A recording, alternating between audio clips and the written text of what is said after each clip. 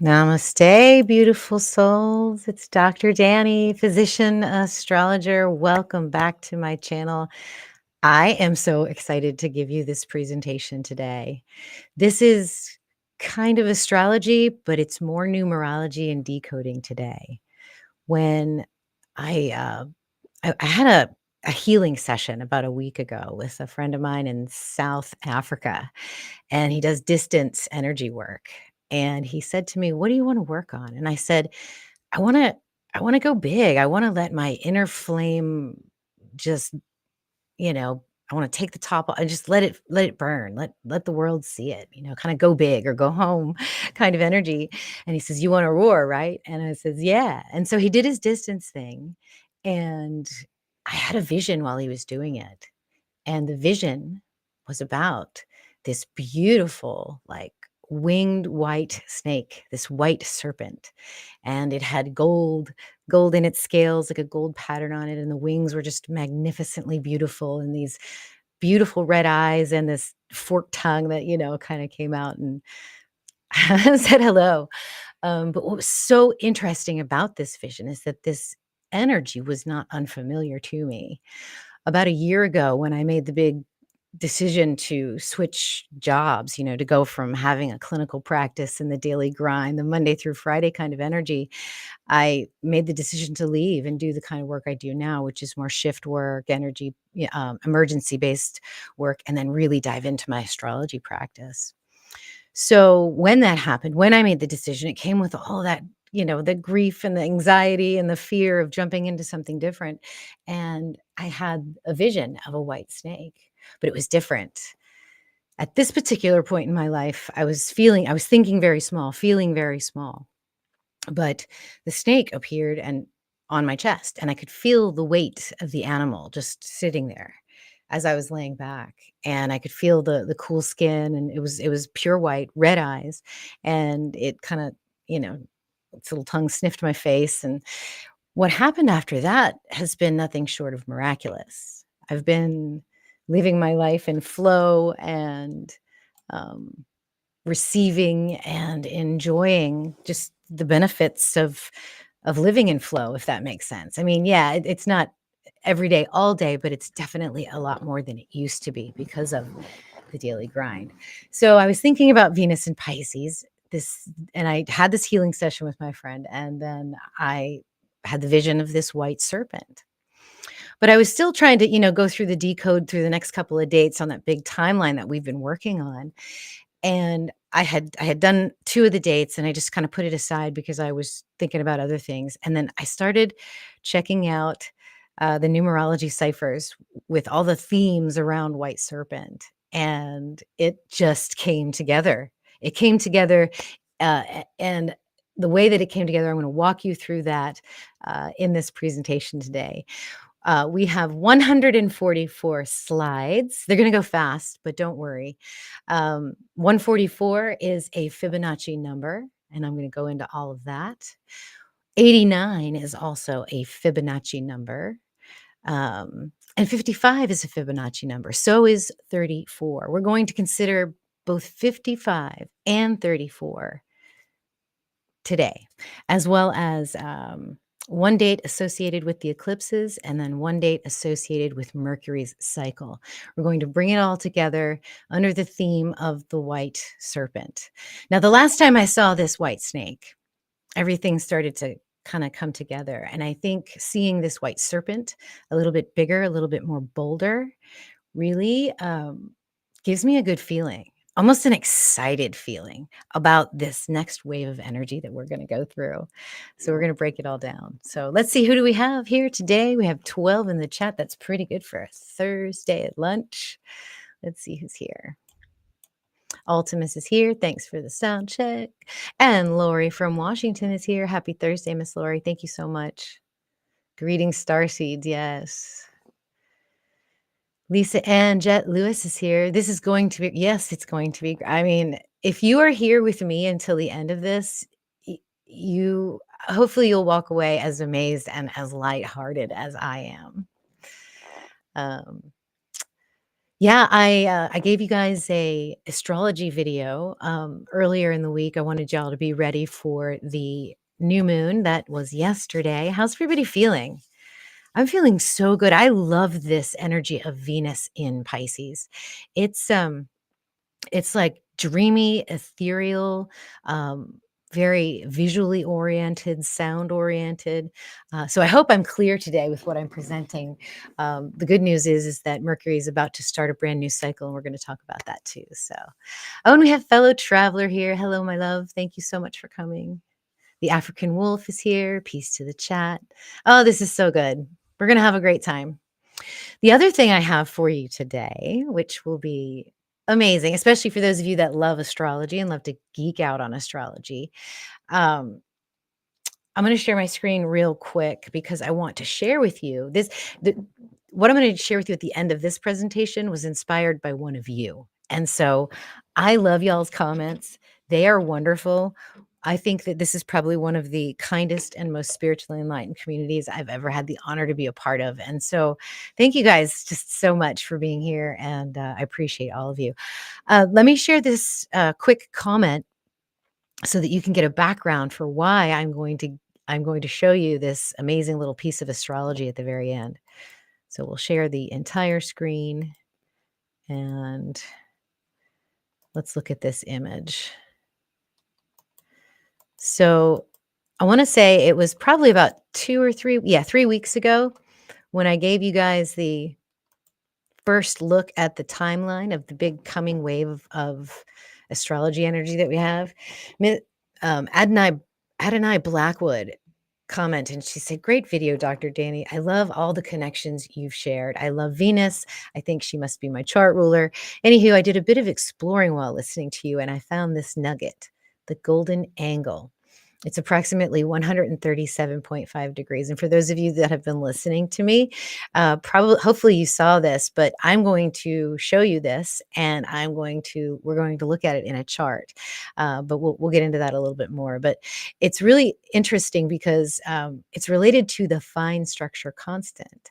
And Jason of Archaics is someone who brought this to my attention. And when he did, it tied almost everything together for me that I do numerologically and really opened up a lot of energy for me, which is amazing. So we have this fine structure constant, which is 1 over 137. And, Archaics has the 138-year cycle. And he often talks about the fine structure constant. And so we have an angle in astrology. And we're going to look at that thanks to Miss Adonai Blackwood's comment. So that's going to be interesting. Stop sharing. Stop sharing. Okay. So let's see. Yeah, so very artistic, very creative, very dreamy, very spiritual energy. That's Venus in Pisces. And not only that, it's not just Venus in Pisces, right? Venus is very snug next to the north node of the moon. Okay. And in about 2 months, we're going to have a lunar and solar eclipse in March. The solar eclipse is on March 14th, which is Pi Day. So we'll get into that. That'll be another video in about 2 months or so. And then the solar eclipse on March 29th. So, so yeah, and the numbers that we're working with, the Fibonacci numbers that you're seeing, they're all counting down. They're counting down to a specific date that I'm waiting for, that I'm super excited about. And it is the Venus Star Point. So Venus began this particular celestial cycle on June 4th of 2024. She was in a superior conjunction to the sun in her home constellation of Taurus.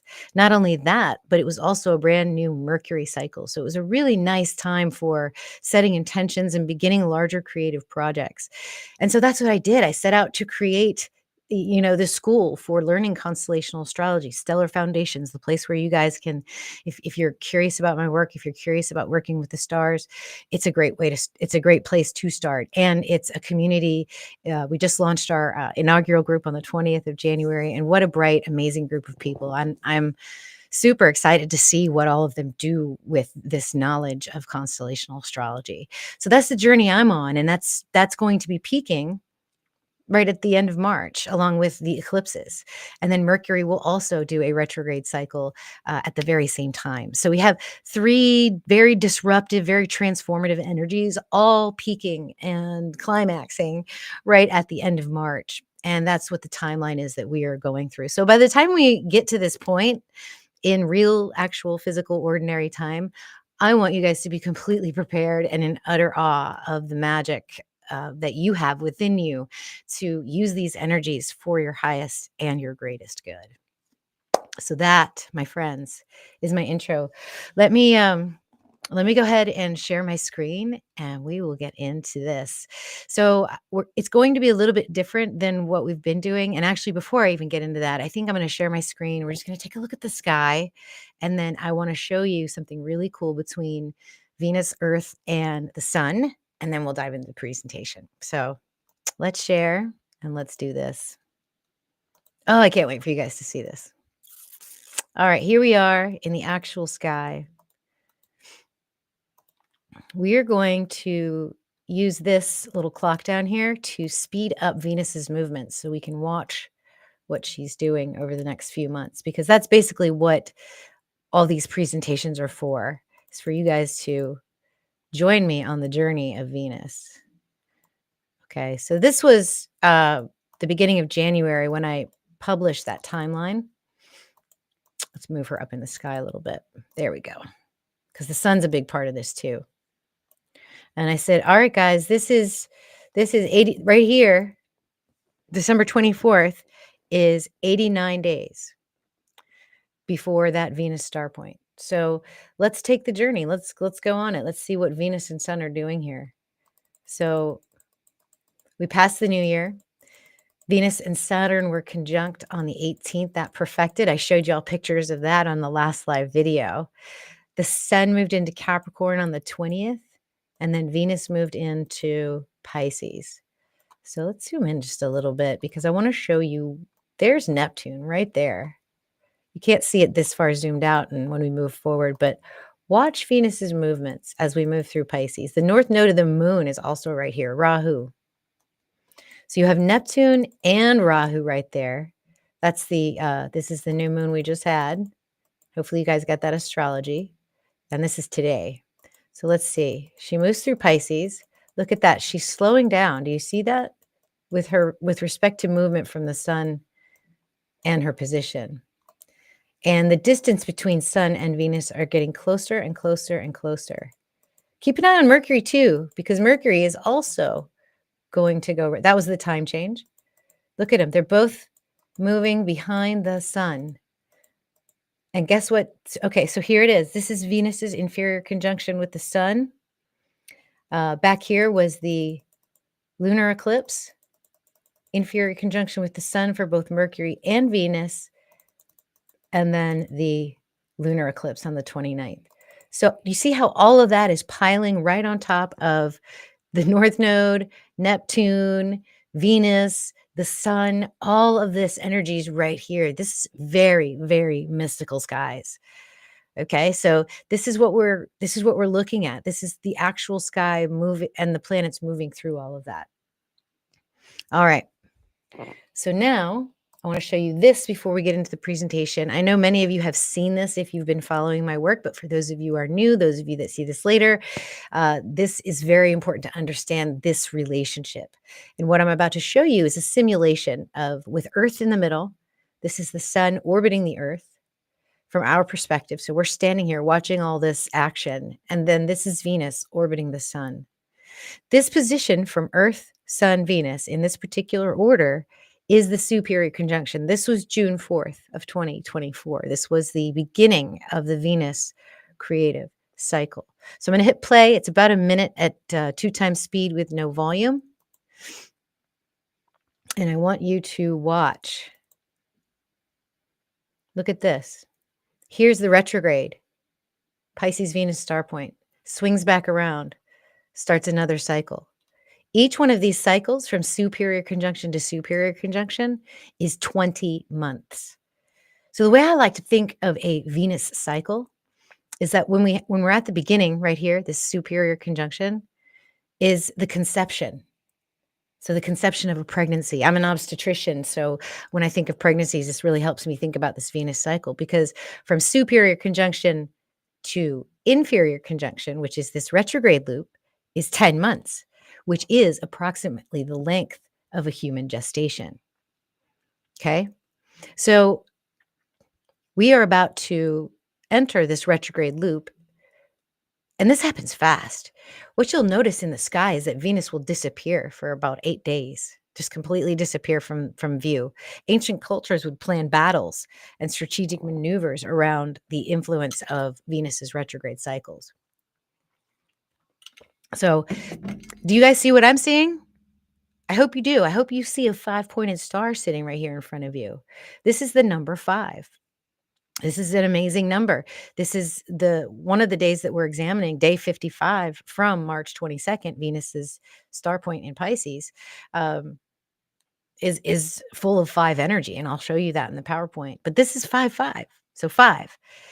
Did you notice how long it took? Did you notice how many orbits the sun made, or how many orbits I should say the Earth made around the sun? It took 8 years. So we have 5-pointed star in 8 Earth years. Did anyone notice how many orbits Venus did around the sun?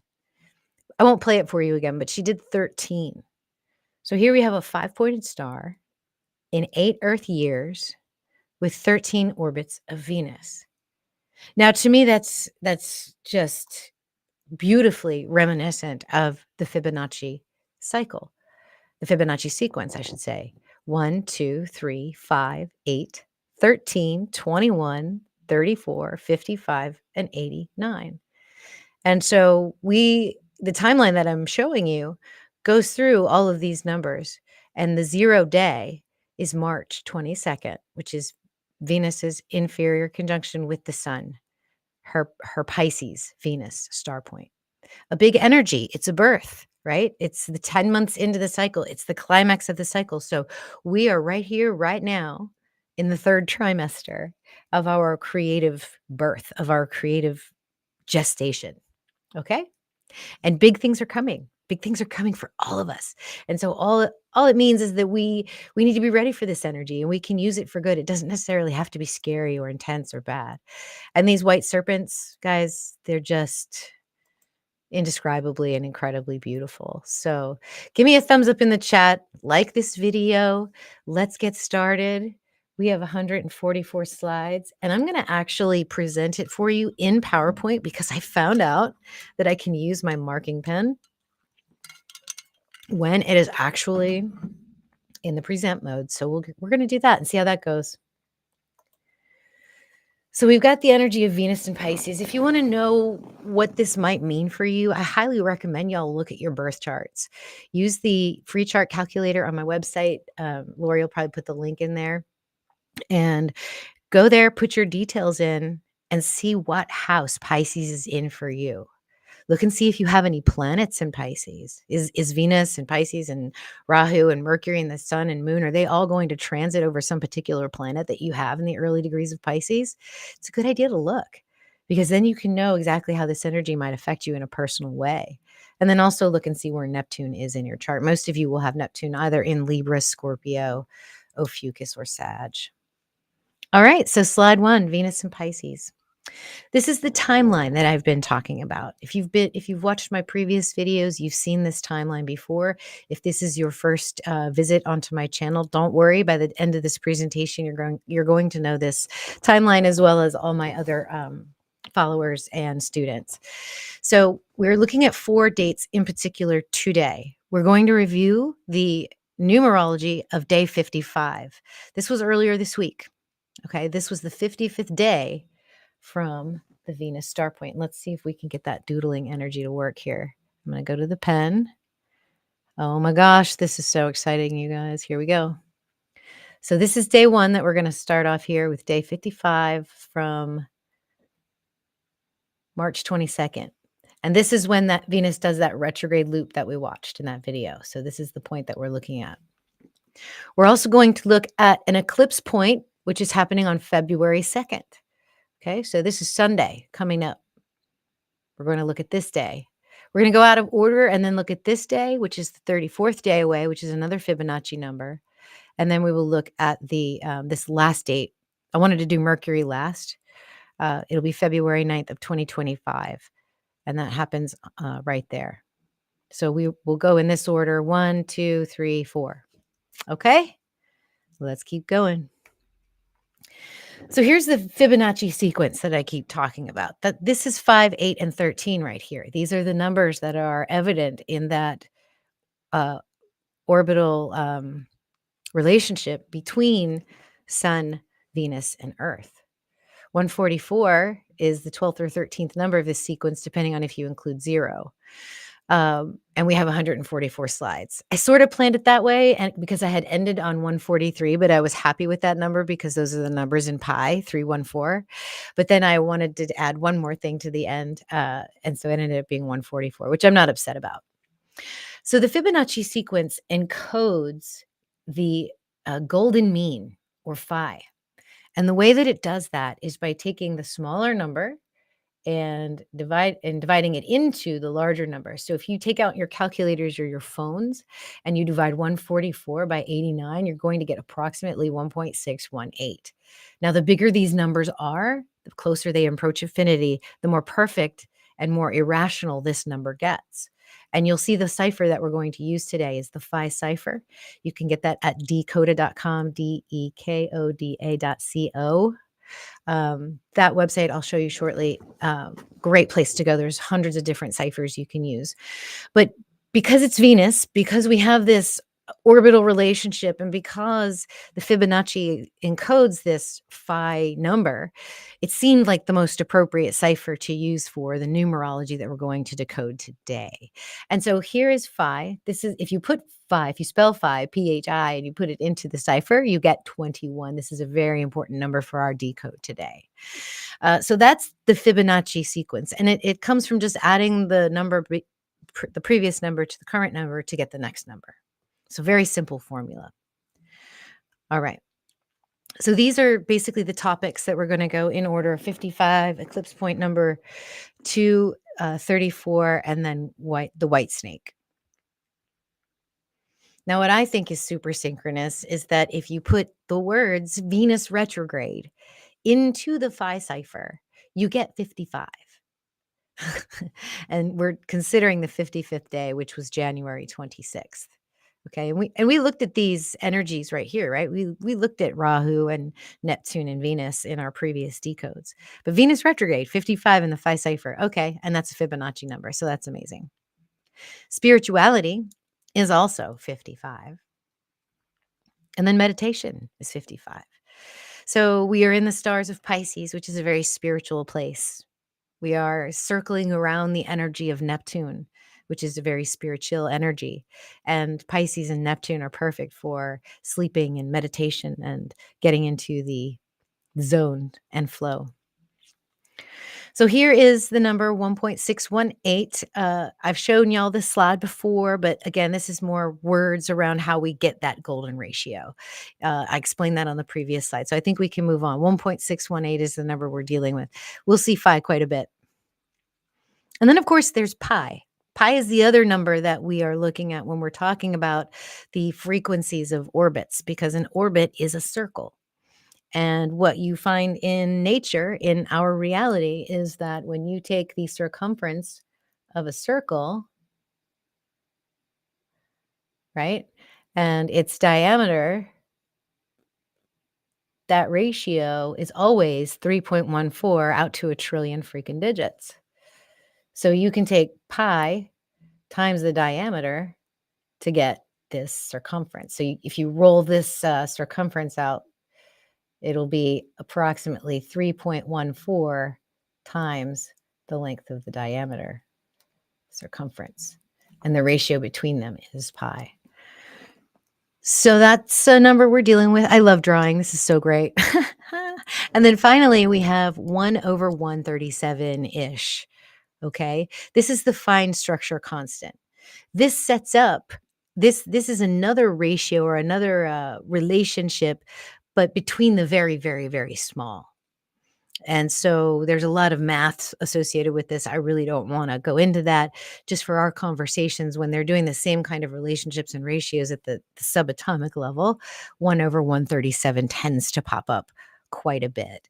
And then, of course, I'm a fan of archaics. Many of you are as well. And the orbital cycle of the Phoenix is very interesting. And he's even gone so far as to say that the Phoenix cycle is part of the fine structure constant, just on a chronologic scale.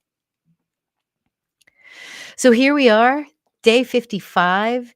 If you look at the 55th card in your tarot deck, I think this is pretty synchronous. This may not even wow you at the moment, but the 55th card is actually a 5. It's the 5 of swords. So the 5 of swords can actually be a pretty tough card, but it does invite deep reflection. Like I think before we get into this big wave of energy, it's good to ask ourselves, like, is there anything that we're still struggling with? Are we holding grudges? Are there any like power struggles? Anything that we're still sort of hanging on to that maybe we need to like drop the swords and move on? Swords are also thoughts and actions. So are you being mindful of your thoughts and words during this time? I think anytime there's a big surge in astrological or astronomical energy, it's always a good idea to be mindful of your thoughts because thoughts become things when the energy surges. So 5 of swords, card 55 in the deck of tarot. This correlates to the 5 of spades in the cards of illumination or in cartomancy. And that card is the 44th card. So that's pretty cool. You got 2 double digits there. But what you can do now with numerology, with decoding, and you can get these references at cosmicsugar.org, is to associate it with the periodic table. If you go to the Royal Chemistry Society's website and on their periodic table, you can find basically almost a secondary numerological cipher where you can take numbers and turn them into other numbers with the themes around the actual element. And what I find so interesting is the graphics that they use in this periodic table. So look at this creature. What is this? What does this look like to you? Another word for serpent is a Hindu term called the Naga or Nagas, and they're a race of serpent people or serpent deities.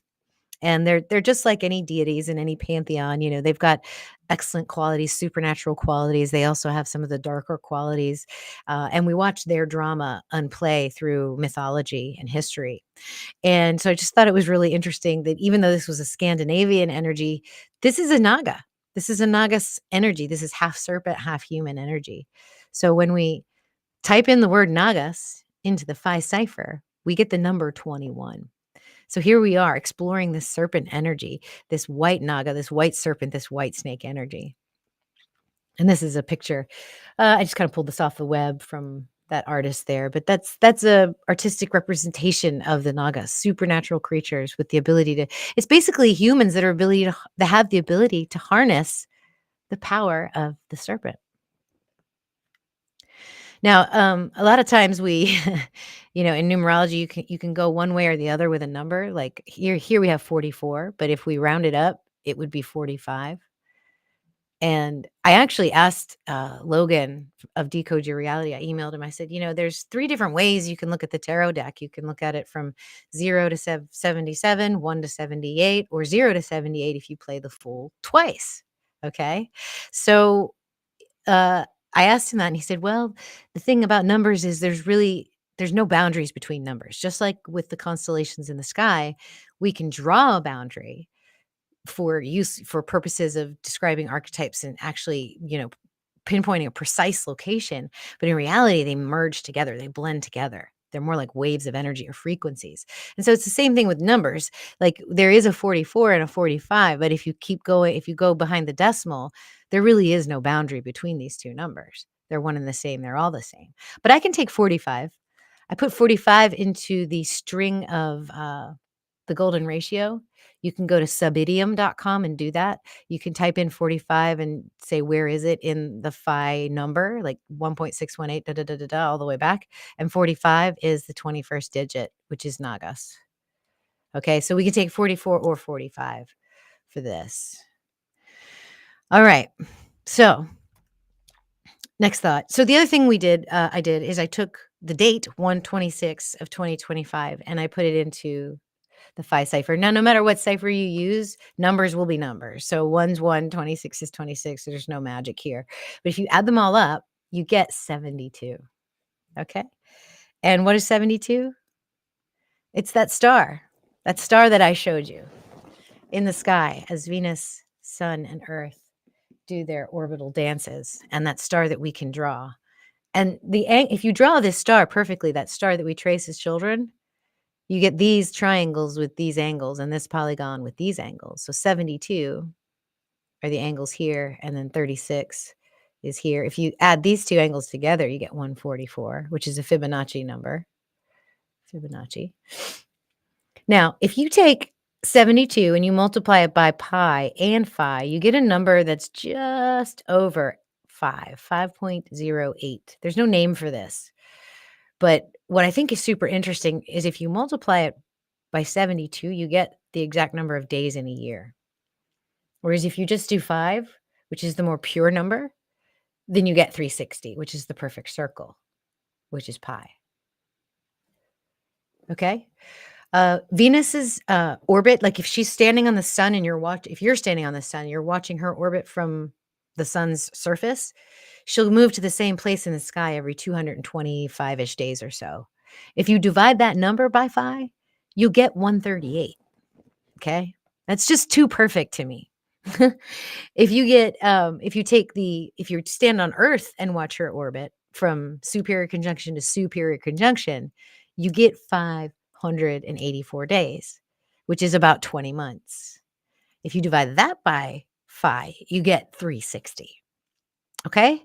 So a lot of interesting aspects to these numbers, a lot of synchronicities. It's really just super interesting how they're all incredibly connected. Now, the next thing I did is I took 72 and I went to the periodic table on the Royal Chemistry Society's website, and their picture was a star. I mean, you can't make this stuff up. Stars and moons.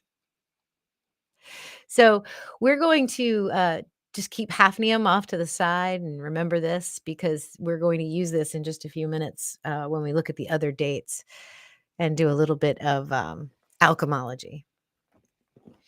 Now, you can also go to the birthday chart, the cards of life, and find out what your birthday card is. Like, for example, I was born August 4th, so mine's a 9 of diamonds.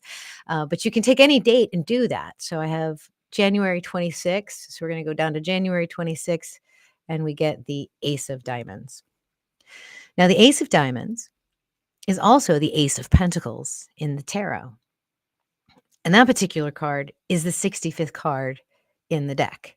Okay, that's cool. What does that even mean? Well, 65, if you type in the words Venus in Pisces in the Phi cipher, you get 65. It's just too perfect.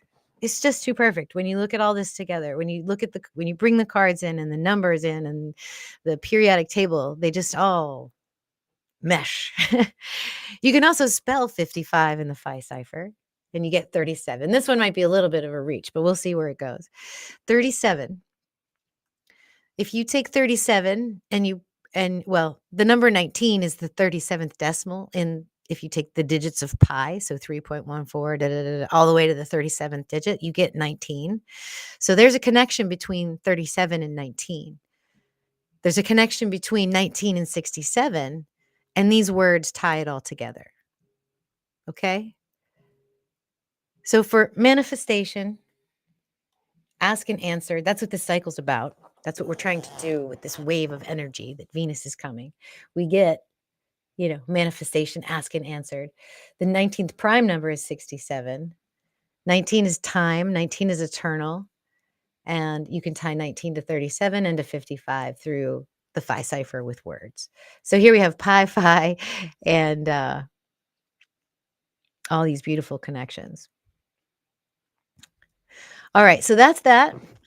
Now we're going on to eclipse point number 2. So we're switching a little bit from Venus energy now into moon energy.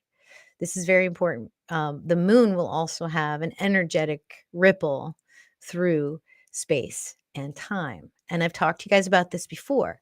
The eclipse On March 29th is a solar eclipse of the sun. We probably won't be able to see the eclipse if you're in North America. I want to say it's Africa or Argentina, are not a very populated place at any rate. So we won't see it, but it doesn't mean that the energy isn't going to be evident here on Earth. Solar eclipses are going to trigger or flush out any unresolved issues. So that Five of Swords popping up on day 55 from the Venus Star Point, which happens a week before this particular eclipse, is really a kind of a clue. It's the tarot coming together with the math, coming together with the astrology, saying you got to let your unresolved stuff go or figure it out before we get here, because it's going to be triggered when we get here. So these eclipse points are nice points to practice on. Lunar eclipses will have emotional eruptions. I don't have those dates mapped out per the synodic cycle, but the lunar eclipse is on the 14th, which is Pi Day. So if you want to count backwards 27 days from March 14th, you can do that. So what we're watching with these eclipse points is not the phase of the moon. Like, I don't care if it's a new moon, full moon, quarter moon. We are looking for the position of the moon, which is why we're using constellational astrology, because it gives us the most accurate map of the stars. It says this moon is at 17 degrees Pisces when it makes its eclipse. So what is it doing the month before when it's in 17 degrees Pisces? What is it doing the month before that when it's in 17 degrees Pisces? Okay, so that's what we're looking at with this eclipse point energy. It causes this disruption in time space, in that ether, in shadow time, and it ripples outward in all directions, not just the three we know about, but also in the fourth dimension, forward and backward in time. Because we only experience time linearly, we have to calculate when these waves are coming so that we know when our time slice meets up with this energetic wave. So this temporal reverberation is what we're feeling when we look at this eclipse point. Okay, it can help us anticipate future events. If you get to the 2nd of February and stuff's coming up for you, anything that's like emotional or intense, make a note of that.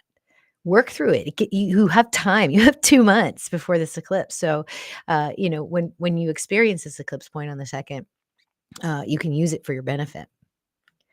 Let me just show you something really cool where we can combine all three of our constants together, and then we'll look at some numerology.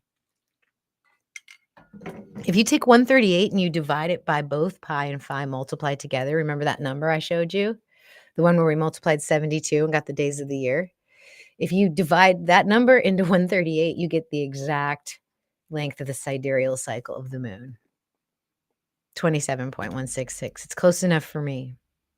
Okay, so all three constants, fine structure, pi, and phi, give us this moon energy. I mean, we're getting in deep. We're looking at the underlying coding of the universe right here, y'all. I wanted to remind you that we had already done a decode on this particular day. We did it on about maybe 2 weeks ago, and I did the Neptune, Rahu, Venus, and then we did K2 and Black Moon Lilith. So let me just show you that real quick, just what the point of all of it was. We put Venus, Neptune, and Rahu together, and we got barium, which is 56 and 56. Look at the atomic mass of barium. It's 137. Okay. If you add up the atomic weights of Venus, Neptune, and silicone, which is 20, 22, and 14, 20, 22, and 14, you get 116, which is an isotope of tin, which is 50. And the picture on the Royal Chemistry Society website is this picture, which looks like Rahu and Ketu to me, right? Doesn't that look like Rahu, Ketu? So there they are on tin.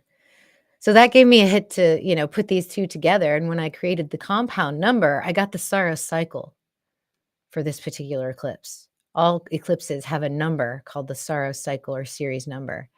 And that's been assigned to this eclipse forever. If you opened a book 20 years ago and looked up this particular date, it would have told you that this is Saros cycle 149. Look, there's 21 again, Nagas. I didn't even see that till just now. So Nagas, yay. Okay. Incidentally, or synchronistically, I should say, the number 149 is the 35th prime, which is moon, which is also bromine that has a boiling point of 137. Okay, so those are all the connections that we did in the last video. That's just a review. So that's the 2nd of February.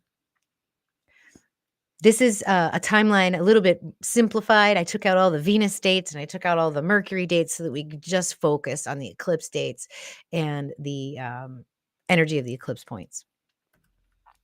If you type eclipse point into the Phi cipher, you get the number 56, which is barium, which is 137.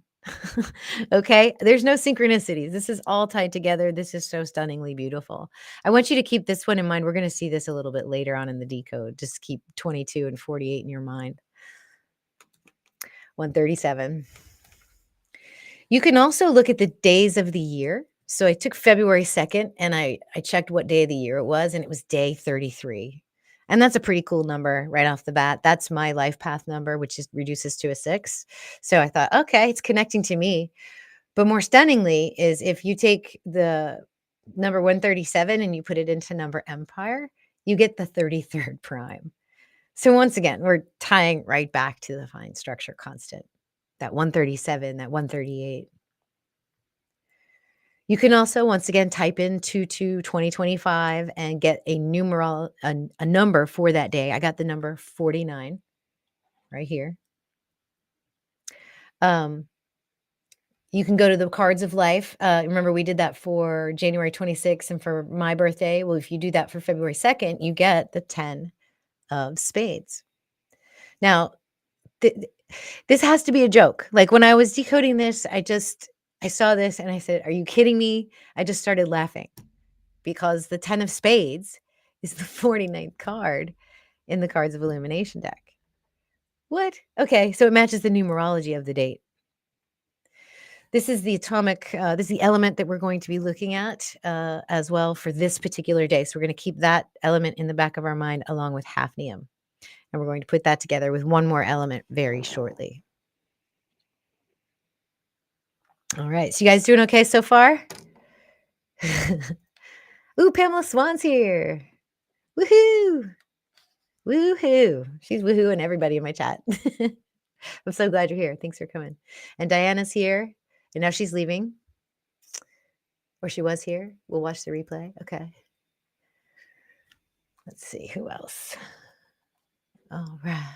Lady Spellbreaker, Christinian. Oh boy. All right, all right. All right, let me take a sip of water. We'll keep going.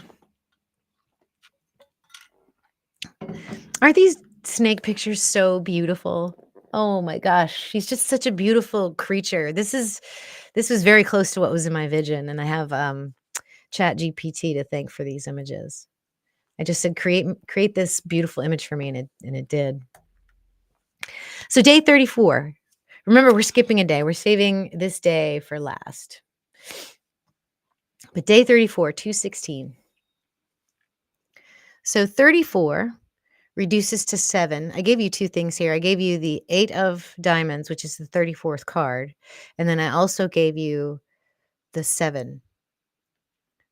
So I want to go to cosmicsugar.org and read to you the 7 energy. This is right from Logan's website, okay? It says, I am the seeker of truth, journeying through mysteries to find wisdom I can critique. This is the energy of the 7. The number 7 is connected to Venus, the planet that governs love and beauty and harmony. So if you're not laughing right now, because this is one of the Venus numbers, this is a Venus date. It is a Venus ripple from her star point energy, and it is 34 days away from March 22nd. And the day reduces to 7, and that's it's associated with Venus. It represents balance, fairness, and relational harmony. So there's a quest for equilibrium, deeper spiritual and aesthetic qualities, spiritual insight, the color violet, transcendence, intuition, and refinement. So it's a harmonious blending of the material and the ethereal worlds. And if you look at where Rahu and Ketu are for these eclipses as well, One's in a very earthy space. One's in a very mystical space. So the etherical and the earthly combine together to create a 7. Then you have the 8 of diamonds, which is the 34th card. So the 8 of diamonds is also the 8 of pentacles, and I swear I'm not making this up. You get 72, you get a card with 8 stars on it, and that once again ties us back to the Venus star. So I hope you guys are seeing this. I hope you guys are loving this. Please give me a thumbs up. Please like the video if you love this content. We have a lot more to go. It should go a little bit quicker once we get through this third date, though. Okay, so if you take February 16th and you look for the card, it's the 9 of diamonds, which is also my birth card. So, wow, there we go. This decode's connecting to me. This particular card is the 35th card. The 35th element is bromine. Bromine has a boiling point of 137. So everything's going back to that fine structure constant. Everything's tying back to pi and phi. Because when we type in retrograde into the cipher, we get the number 35. Okay? Woo! You can also check out what day of the year it is, and it is day number 47, the 16th of February. Type in 34. Now, this happened twice, okay? This happened on the previous number on 55, and it also happened with this. So 34, if you type it out, is 47. That 34 days from March 22nd, February 16th, is day number 47. You can't make this up, like, at all. We're going to keep in mind silver, because silver is the 47th element. If you take its atomic mass, 107, and you put it in number empire, you get the 28th prime. And I'm going to come back to that in just a second, but let's take the numerology of 2/16/2025. The number is 63. Europium is 63. So we're going to hang on to europium too and put that with hafnium and the other element we were looking at. Let's put them together. This is the alchemology, where you take the elements and their numbers and you just play with it. You just play and see what kind of energy you can get. So the first thing I did was I took the element number. So hafnium, indium, europium, 72, 49, and 63. And this is for those dates. So it's for the 26th, the 2nd of February, and the 16th of February. Remember that these 2 days are, this is 55, and this is 34, and this is eclipse point 2. Point 2. We get the number 184. You can take 184, and I've seen Logan do this. So, and he was taught this by his mentor, Sharon Jeffers, and you can do what's called a tarot reduction. Tarot has 78 cards in its deck, and when you do that twice, you basically just subtract the number of cards from your number until you get a number that's under 78. You can do it with a deck of cards too, where you use the number 52. So this is a tarot reduction of the number 184. We get 28, and you just saw 28 being having the number 107 be the 28th prime associated with silver, which is associated with this day right here. Okay? The 28th card is the 6 of clubs, which is a victory. This is the victory card. It means you've all those wands in there, that's spirit energy, which is serpent energy. So it's like someone who has kind of gotten all their serpents in a row. They're all under control. So this is a victory card. This is also correlated to the 6 of clubs in the cards of illumination, giving us the number 19, as it's the 19th card in that deck, which associates back to 37, which is 55. So 1937 and 55 point back to this day. Okay. Now, I covered up europium's isotopes from 151.9 to 153 because one of its stable isotopes is 153. And whenever you see 153 anywhere, This is an amazing number. This is a very important number. One of the things that I wanted to show you about this number was that the way that you get 153 is by adding up the first 17 digits. If you add them all together, 1 plus 2 plus 3 plus 5, all the way to 17, you get 153. Okay. And where have you seen the 1 7 with silver, which is associated with the 34 star point ripple? I took their atomic masses. So I took the second number on these elements, just the number before the decimal, and added them together, and I got 446. So we're going to do a tarot reduction on this number as well, and we get 56. And I hope you're laughing too, because 56 is the 6 of swords. 56 is barium. You have to pull a tarot if you're doing a tarot reductions. And the 6 of swords is moving away from troubled waters. So this is very still water. This is someone that has, kind of control over their thoughts and over their mind so that they feel calm and stable. So barium associated with 137. Eclipse point, 1 is 56, which is barium, which is 137. So, wow. So we've been able to, through the alchemology, connect this all back to the fine structure constant, which I think is fascinating. We can go a little bit further and take the 6 of spades, which correlates to the 6 of swords, and we get card 45, which is the 21st decimal digit of the phi ratio, and 21 is scandium, which is the nagas. So here we go. All three of these dates, all three of these elements, all three of their numerologies points back to the nagas and the snake. So hopefully you guys are getting it. Hopefully you guys are following me. I have one more date I want to share with you, and then we're going to look into the energy of the white snake, of the white serpent, because it's a Mercury date that we're looking at. So Mercury is related to the serpent, not only in other ciphers, but as I'll show you here in a moment, also through the phi cipher. So white snake, isn't she beautiful? Isn't that just the most beautiful, gorgeous white dragon you've ever seen? I love this image so much. So here's the date we're looking at. This is February 9th. It is the superior conjunction of the sun with Mercury, meaning this is a brand new Mercury cycle. So day 1 for this cycle is right here. This cycle is 116 days between superior conjunction to superior conjunction. So you get about 3 of these cycles every year. It's really amazing. These are manifestation cycles. You get a buildup of energy, and then you get the intense Mercury retrograde energy that peaks on the day of the eclipse. And then, so this is Mercury's wave right here. And then, of course, you have Venus's wave up here. But yeah, all 3 of these waves are coalescing at one point, that those last 2 weeks in March. So it's good to consider Mercury's energy.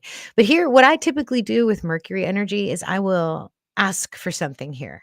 I'll just put it out there, like an intention or an idea or a thought, or, that would be really nice. That'd be really nice. And I just kind of think about the thing I want. And then usually it comes true by the time we hit mid-Mercury retrograde. And when you work unconsciously with these cycles, if it just so happens to fall on a day where you're having a really bad day and you want everyone to jump off a bridge and hurt themselves or something, just be careful, because those types of thoughts, those types of energies, if you're caught unaware on this day, can manifest. I've seen it. I've seen it happen to me. So yeah, this is a manifestation day. This is an ask and answer type of day, which was energy of 67. Yeah. So if we take 2, 9, 20, 25, I mean, come on, guys. I could probably stop this presentation right now. You're getting my point, right? If you add up the numerology of this day, it's 56, which is barium, which is the fine structure constant.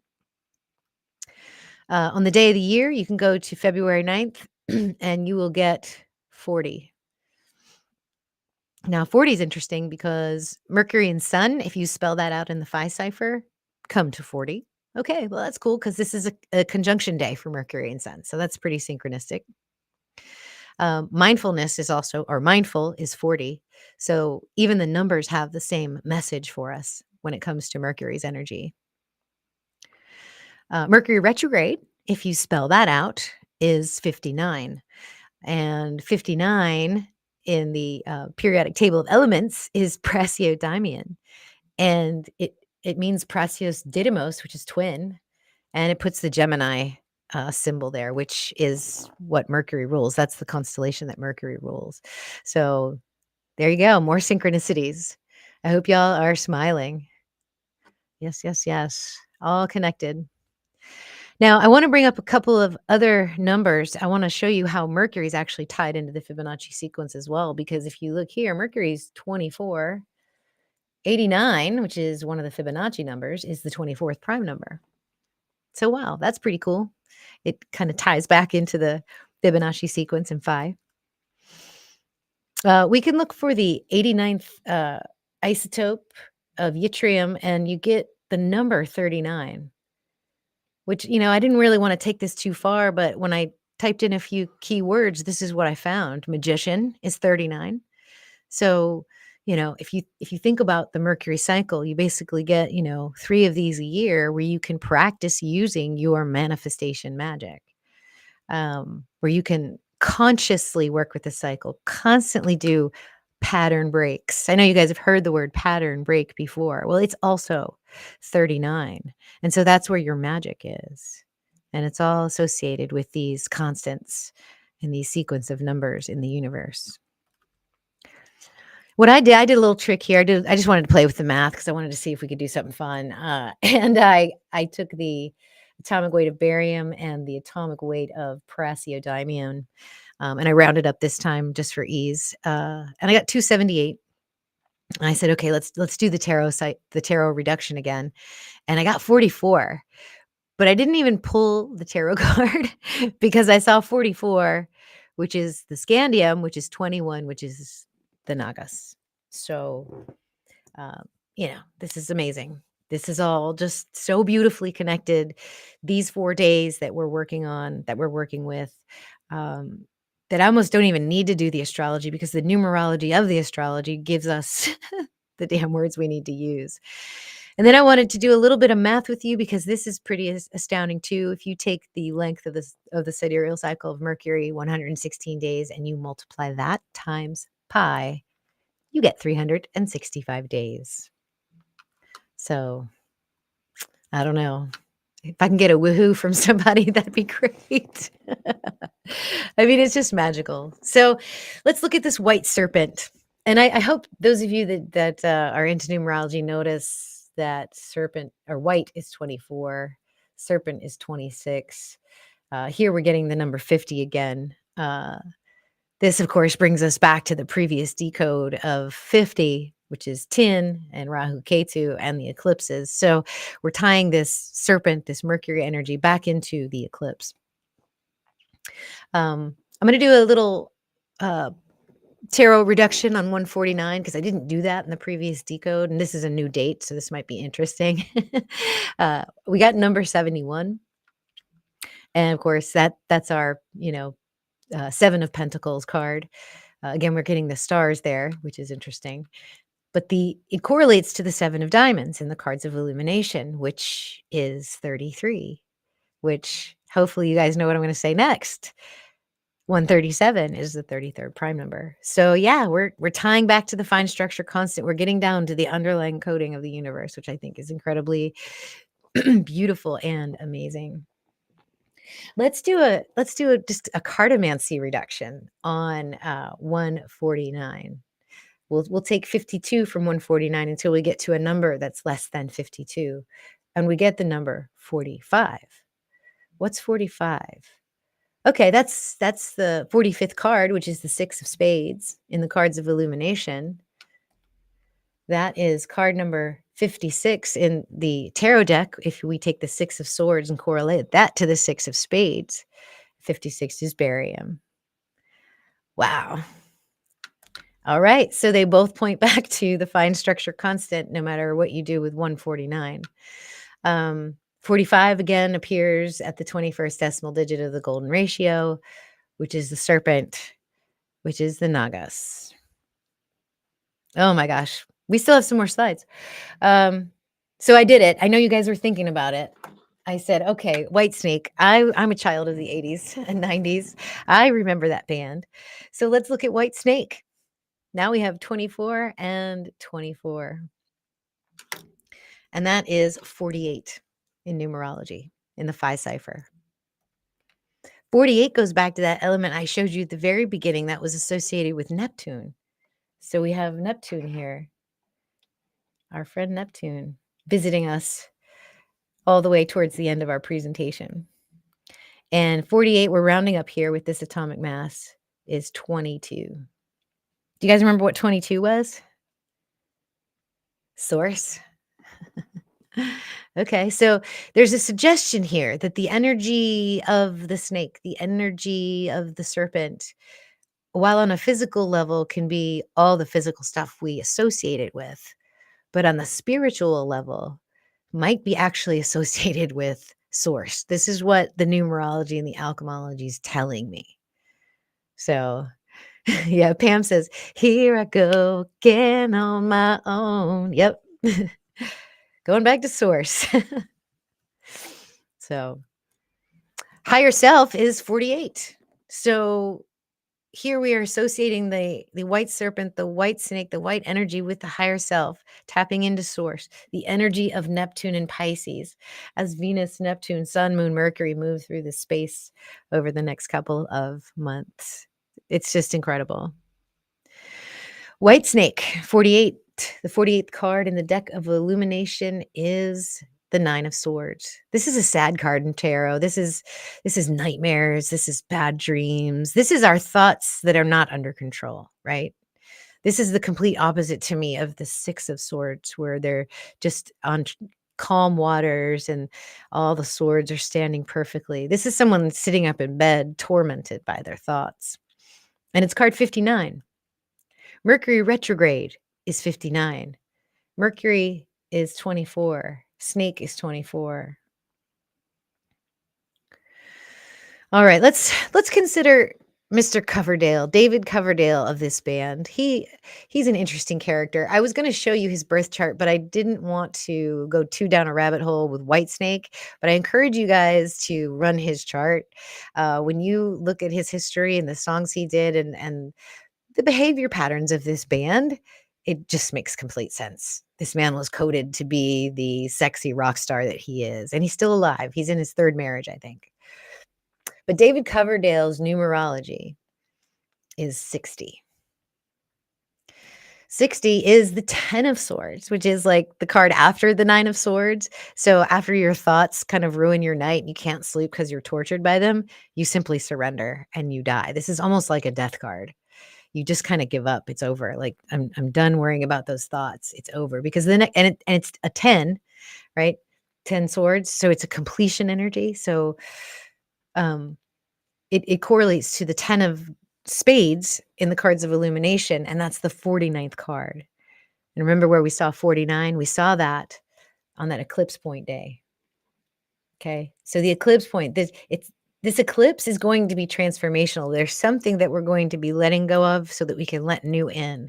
And I think that's the message of this particular slide, is that there's something coming to an end around both this Mercury retrograde and this eclipse point, because Mercury's superior conjunction with the sun, the peak of Mercury's cycle, corresponds directly with the eclipse on 329. If you take Mr. Coverdale's birthday, 9/22/1951, and do the numerology on that, you get the number 101. The number 101 is the 26th prime. Okay, well, who cares, Dr. Danny? Well, I do, because Serpent is 26. So he's associated with White Snake, the band. In his birthday chart, we'll go to September 22nd, and we're going to get the 2 of clubs.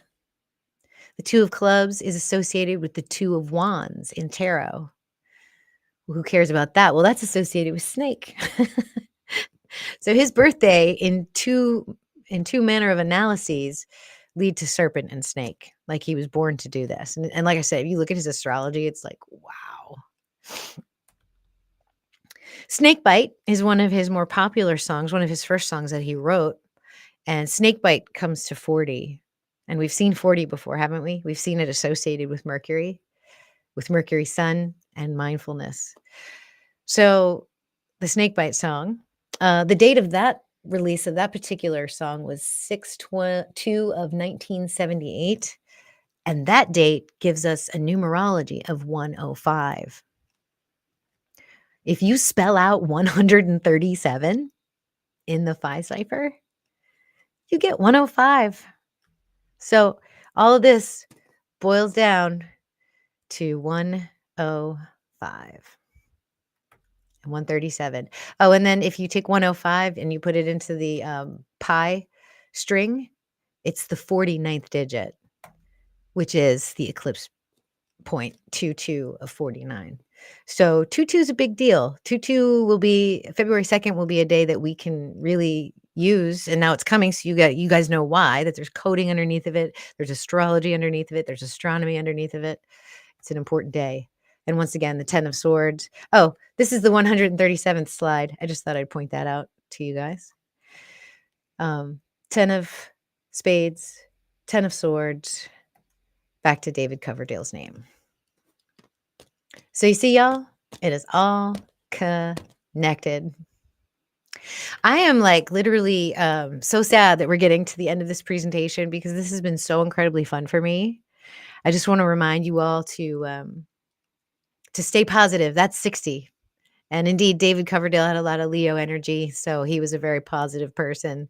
Led the life of his dreams, led the life he was coded to live. All right. Whew. I might stop sharing for a minute before we get into this and see how you guys are doing.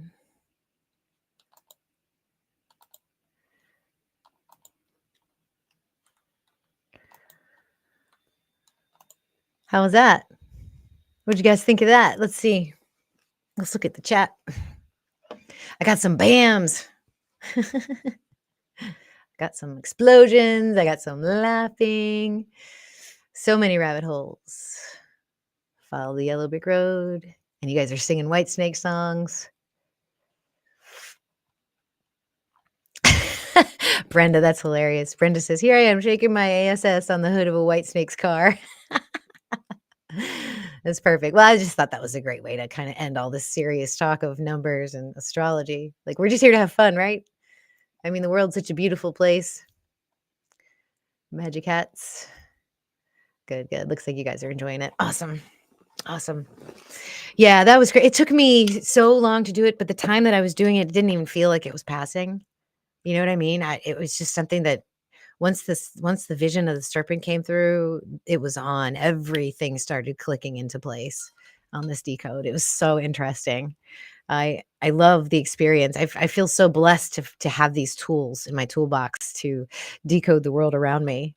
You know, I'm a little bit different than Logan, though. Logan takes everything back to Lucifer and to the devil, and he's got a lot of theology and religion in his background. I don't. I'm more of a numbers, spiritual sort of person. So for me, all my decodes kind of land in the realm of like connection to numbers, to connection to constants, connection to spiritual themes and ideas. So awesome. I have a little bit more to show you, but I just wanted to take a breath and let you know that part of it was over. I want to once again thank Adonai Blackwood for her little tip. You guys, when you leave me comments, things that you find out, things that you know, there's a chance that maybe I already know about it, but then there's a chance that I don't. And so I love it when you all comment and share with me your findings. So if there's anything that I missed that you guys, you know, maybe saw in there, you feel free to leave a comment and let me know. I want to talk about this because Adonai Blackwood said, go look at the golden angle. So I did. And when I did that, that's when it all started coming together for me. It was like, boom, pop, pop, pop, just everything just clicked into place. Because when we do astrology, the the way that we determine if something has a particular angle to it, like for example, if you have a trine aspect in your chart, it is a line from one point to, hold on, let me put my pen on here. Stand by. Felt tip pen. So let's say, for example, you've got your, where is it? Where'd it go? There it is. If you've got your sun here and your moon here, for example, the line between them is called an aspect. And if you take this point in the middle and you draw a line to it and you draw a line to it like that, the angle between them is how we figure out if they have that aspect. So in other words, their distance on this edge of this circle literally describes how wide this angle is going to be. And for a trine, it's 60 degrees. For a square, it's 90 degrees, and so on and so on. And so they mean different things. Like a trine is a nice energy. It's a flow of energy between the two bodies. I'll show you guys a chart soon, but a square can be a tension. Okay. And opposition is a balance. So if they're on opposite sides of the chart, that angle between them is 180 degrees. Okay. So hopefully that's making sense to you. And what Ad and I pointed out was this golden angle. And what it does is it takes the length of this part, the blue part, and you lay it flat, and you take the length of this part, this B side, and you lay it flat. If the ratio between these two numbers is the golden ratio, 1.618, then you have the golden angle, and that's what they're describing right here. It's the same ratio as this 8 to this 5. So like if you took 5 and divided it into 8, or divided 8 by 5, you would get 1.6. If you took 13 and divided it by 8, you would get 1.6. So you see that ratio between the length of this box and the length of this box creates this ratio. Well, the same thing here, except it's now, instead of a straight line, now it's a circle. So I hope you guys are understanding that, because what I was able to do with the help of Michael Hardigan, or Uma Stella from One Sky Astrology, a dear friend and colleague. He's helping those of you in Stellar Foundations with the Prometheus software. He's a whiz at that software. And he and I got on a call, and he showed me how to create this aspect in my software. So I said, okay, well, this is a new aspect. This is a new angle that we can add to our tools in the astrology assessment. And so I figured I would call it the Phoenix angle, because we have all these numbers. It's associated with the fine structure constant. And I said, do I have any of these in my chart? So I pulled my chart, and I do. I actually do have a couple Phoenix aspects in my chart, and they're listed here. You can see it in the aspectarium. I have one between Moon and Pluto, and I have one between Neptune and Chiron. And you can see them visibly here. Now, I don't know if everybody will have Phoenix angles, but I am going to start adding that and researching it in terms of how you guys experience your Phoenix angles. So you can call it the golden angle. I don't know. I think Phoenix angle sounds pretty good right now. We could call it the golden angle. We could call it the pattern break angle. I feel like there's an energy of a release and a renewal, just like the Phoenix, right? So there's a letting go, there's a system reset, there's a change that happens. So especially when we're talking about transiting planets, right? So for example, for me, the eclipse and all that juicy energy we just described is happening right here, right at the end of my 10th house, the beginning of my 11th house. So what if some of those energies were making Phoenix aspects back to my natal chart? Is there something in my natal chart that I can overcome, transcend, change, reset in order to allow its fullest expression as that transit comes through? So Phoenix angles may be something that's very, very powerful. Now, being that they are, where's my marker? Being that they are 137.5 degrees, that's what I've given their angle number to be. And an orb of 1 degree, meaning that anything that's within, so it's plus or minus 1 degree of orb. So everything 136.5 to 138.5 will be considered the Phoenix angle. Now, there is an angle in astrology already available to us called the sesquiquadrate, and that is 135 degrees. Okay. So it doesn't quite reach the Phoenix angle. So if we do plus or minus 1 with the sesquiquadrate, I don't have that aspected in my chart. It looks like this. I think it has a little like deal like that. If you do plus or minus 1, it's from 134 to 136. So it's the angle right after the sesquiquadrate. It's basically between, I think I'm even saying that angle right. It's a minor aspect at any rate.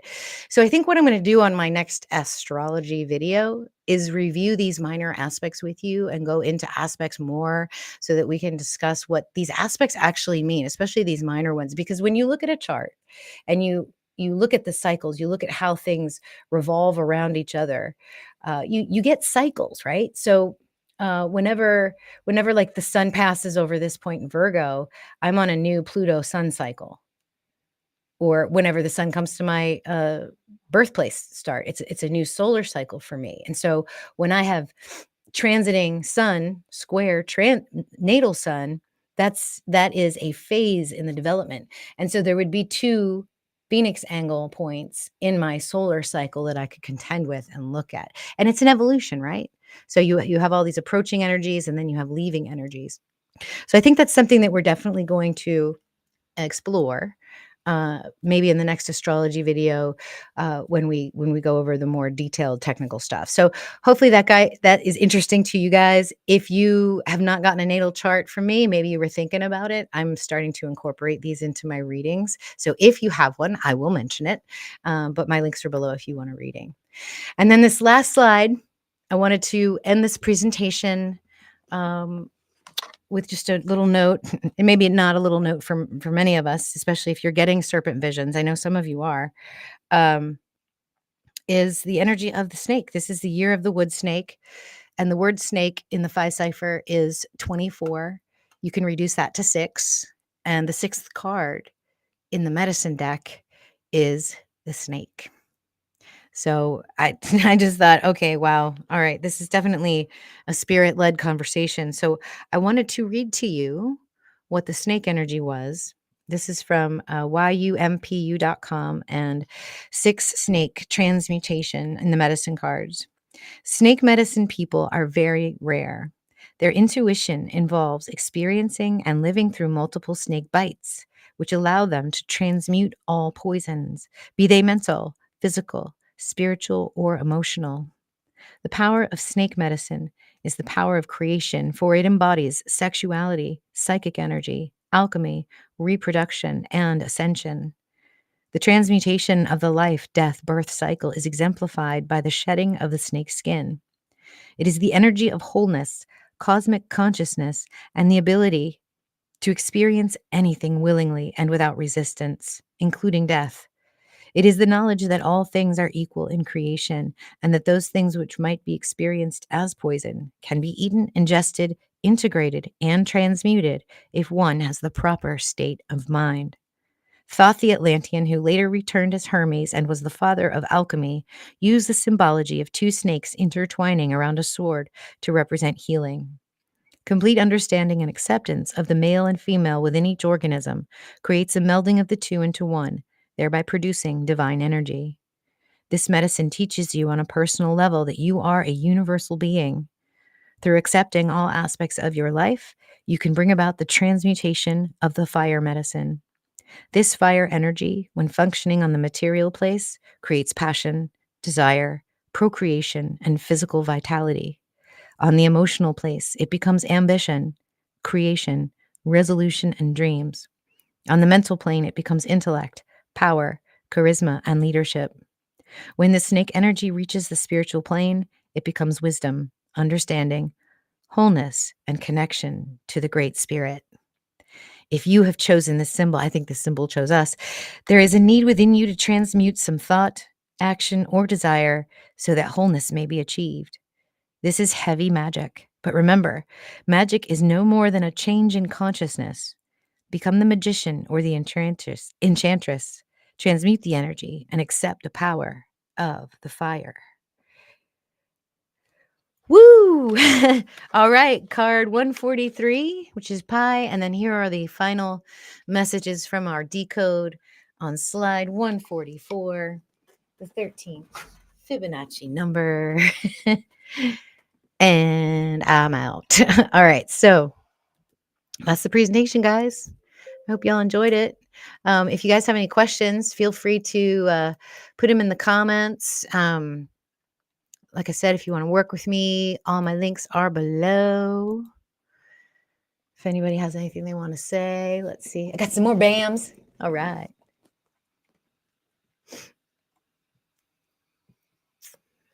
A1 has had some snake dreams. Yeah. Awesome. Looks like you guys are enjoying this. Good. Cool. Well, we went on for quite a bit. That was a lot of fun. I will probably be live again. Let's see, what's today? Thursday? Probably Monday. I want to do a little bit of astrology. This Saturday, guys, if you're in Stellar Foundations, we're meeting at 10 o'clock. I'm going to melt your brain with Mercury and Venus cycles, because if you're going to understand these planets and read them to people, or to understand it in your own chart, you really do want to understand the celestial mechanics. So we're going to go over that. We're also going to dive deep into aspects just for you guys. So you're going to get an email, or you should have already gotten it, to sign up to log into that call on Saturday morning. So, all right, you guys, I will see you all on Monday. I don't know what time yet. We'll see. I'm going to go ahead and play my little meme video so you guys can chat amongst yourselves for a bit. And these memes are meant to inspire you and to excite you and to get you just on fire about your life and how beautiful everything is. So go conquer the world, guys, and I'll see you next time.